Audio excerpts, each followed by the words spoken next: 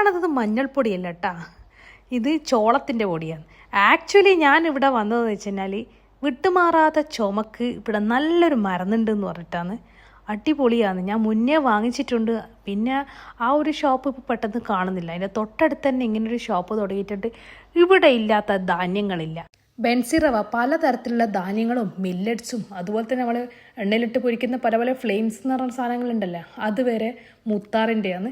പലതരത്തിലുള്ള ധാന്യങ്ങളുണ്ട് മില്ലറ്റ്സ് എല്ലാം ആയിട്ട്. അപ്പം ഞാൻ ആക്ച്വലി ഇവിടെ വന്നത് ഈ ഒരു പുറ്റുതേന് വാങ്ങാൻ വേണ്ടിയിട്ടാണ്. നല്ല സാധനം കേട്ടോ. ഞാൻ വാങ്ങിച്ചിട്ട് കുറേ കാലം യൂസ് ചെയ്തതിന് കുറച്ചൊരു പ്രൈസ് ഉണ്ട്. പക്ഷെ നമ്മൾ മരുന്ന് വാങ്ങുന്നതിനേക്കാളും ഇതല്ലേ നല്ലത്.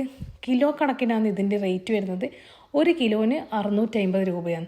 കുറേ എത്തും. മരുന്ന് ഉപയോഗിക്കുന്ന പോലെ കുറച്ച് ഉപയോഗിച്ചാൽ മതി. വിട്ടുമാറാത്ത ചുമക്കല്ല, അടിപൊളി സംഭവം കേട്ടോ. അപ്പോൾ സ്പോട്ട് വരുന്നത് കണ്ണൂരിൽ നിന്ന് വയനാടേക്ക് പോകുമ്പോൾ ബാവലിപ്പുഴൻ്റെ തൊട്ടടുത്താണ്. ഈ ആൽമരത്തിൻ്റെ തൊട്ട് സൈഡിൽ തന്നെ ഈ ഒരു ഷോപ്പ് വരുന്നത്. അവിടെ കുറേ സ്ഥലത്തെല്ലാം ഉണ്ട്, പക്ഷേ ഈ ധാന്യങ്ങളും കാര്യങ്ങളും ഞാൻ ഈ ഷോപ്പിലേ കണ്ടിട്ടുള്ളൂ.